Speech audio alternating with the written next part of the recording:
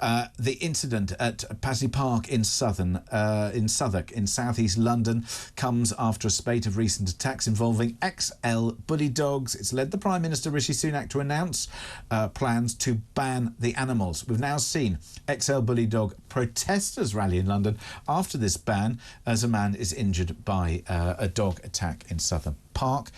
Look, this is going to be a contested story. We're going to see arguments on both sides. But let's get the view of Stan Rawlinson, the dog listener. He joins us now. Stan, good morning.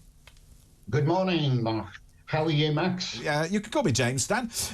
There we go. Let's talk about these XL bullies. I worry when a particular kind of dog breed is targeted, then people become concerned and want to have them banned, as opposed to talking about good dogs and bad dogs and breeding and care.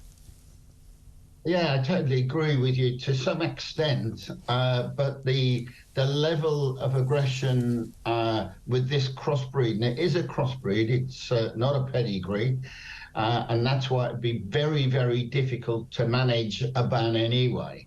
But its level of aggression, the problem with it is it's not all to do with socialization. This dog has a high prey drive.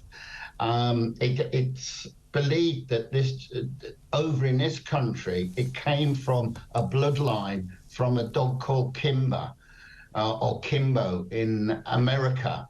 And I think about 50% of the bloodline is in all of them in this country. The problem is that that particular dog was bred from a brother and a sister, and it's called, and the nickname for that dog is called Killer Kimbo, which might give you an idea. Okay, so I get that there's a particular problem here, but then are there not other breeds that when either when they're bred or otherwise, that they have particular tendencies that, you know, if you're going to tell me that you're going to be able to train a Cocker Spaniel to be able to be violent and vicious, it's probably quite difficult. Yes, you know, the odd occasion they might bite, but when we're talking about certain kinds of breeds, there are some that maybe we should be talking about who can own them as opposed to just banning a breed, because there are so many different breeds that might have those aggressive tendencies.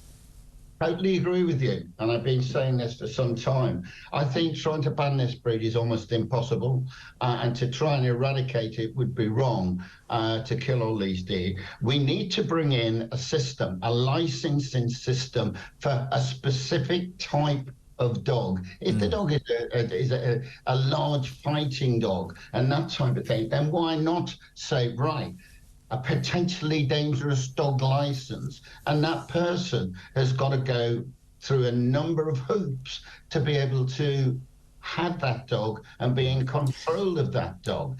Therefore, you're hitting two lots. You're hitting the breed itself, because not everyone will get it, but the other end of the leash, the people that are training these dogs to be aggressive. So we need to bring in a license, and that license would require a number of things that are quite important. One of them would be they must be free. I do worry about licences when those are brought in as to how you police it. However, I know that Dr Renee, you've got some fairly strong views on dogs and dog ownership. You know, I'm an animal lover. I've had dogs. I told you I had a Doberman. I've had a Westie, you know. So dogs have always been in my life. I have cats now because they're less commitment for the owner. I'm definitely not making a crazy cat lady comment. But I really do worry now that this breed is clearly a problem for all of the reasons that we've just heard. But all dogs can be a problem. All dogs can bite. Not all dogs. They can.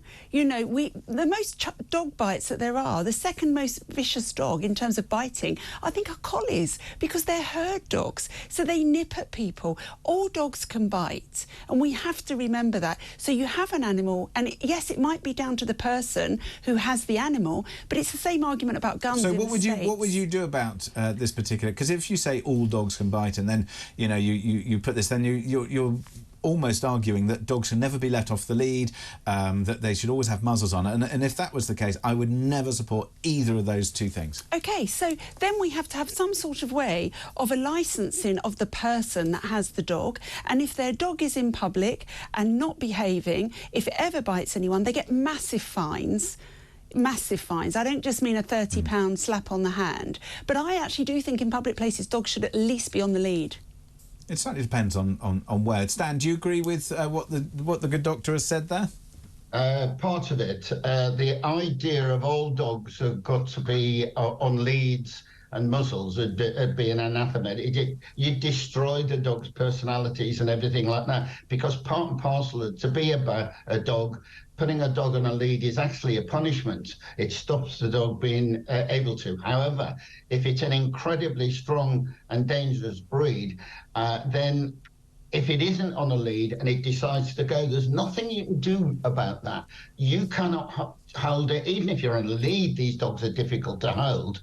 But I agree with her completely on the licensing system. And then I think the person has got to have proof of having no criminal record, proof of being mentally and physically able to manage a dog like this that can be potentially dangerous. I think some very good common sense there. Stan Rawlinson, the dog listener, thank you very much indeed for joining us this morning, starting that conversation.